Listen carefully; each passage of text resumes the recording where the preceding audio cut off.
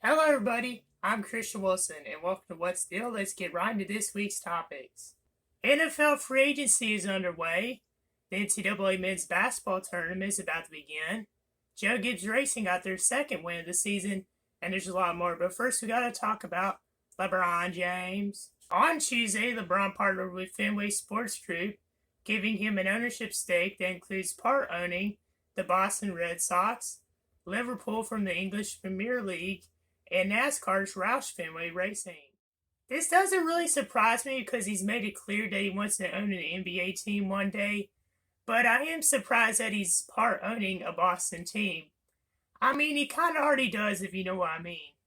Also, in the news in the National Football League, it's free agency season, and the New England Patriots are sure using up all their cap space. Most of it was used on the re signing of quarterback Cam Newton, who had sort of a comeback season last year, but still had some injuries and faced some struggles. The Patriots also got former Charger tight end Hunter Henry, wide receiver Nelson Aguilar, another tight end in Jonnu Smith, cornerback Jalen Mills, and a couple others. Other big signings over the past week were linebacker Bud Dupree to the Titans, cornerback Shaquille Griffin going to Jacksonville, cornerback Mike Hilton leaving Pittsburgh to join rival Cincinnati, wide receiver Marvin Jones heading to the Jaguars, veteran quarterback Ryan Fitzpatrick moving north to D.C., running back Mark Ingram going to the Texans, wide receiver John Ross joining the Giants, and there were many others.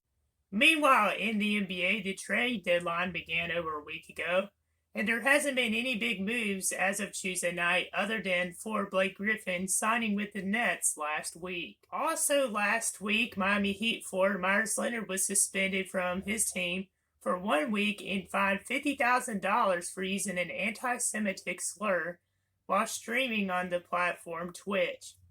The NBA community was shocked by Leonard's actions, and he received a lot of deserved backlash. Leonard apologized for his actions, and many were surprised that he wasn't released from the team. Also in the NBA, Portland guard C.J. McCollum was set to return for the Trailblazers versus the Pelicans Tuesday night. C.J. missed 2 months with the left foot fracture. Kings forward Marvin Bagley III suffered a fractured left hand on Monday against the Charlotte Hornets, and there hasn't been an update yet on how much time he will miss. Lakers forward/center Anthony Davis is still out with an Achilles injury, and his return timetable keeps getting moved back, so that is not good for LA. Even without an injured Joel Embiid, the Philadelphia 76ers still lead the East by half a game over the Nets heading into Tuesday night, and the Utah Jazz still lead the West by 2 games over the Phoenix Suns.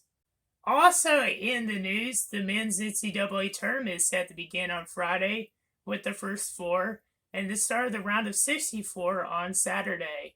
Appalachian State won the Sun Belt Conference Tournament to make it to the dance for the first time in 21 seasons.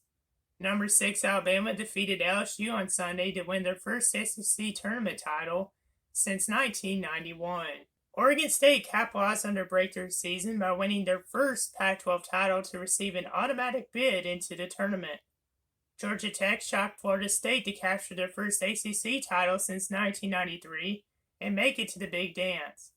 There's much more big stories, but I honestly don't have the time to talk about all of them. The biggest and most anticipated matchups in the first round of the tournament are number 7 seeded Florida versus 10th seed Virginia Tech, number 5 seed Tennessee versus 12 seed Oregon State, 2 of my favorite teams, 8 seeded North Carolina versus number 9 seed Wisconsin, number 8 seed Oklahoma versus number 9 seed Missouri, and number 6 seed BYU versus 11 seed Michigan State or UCLA.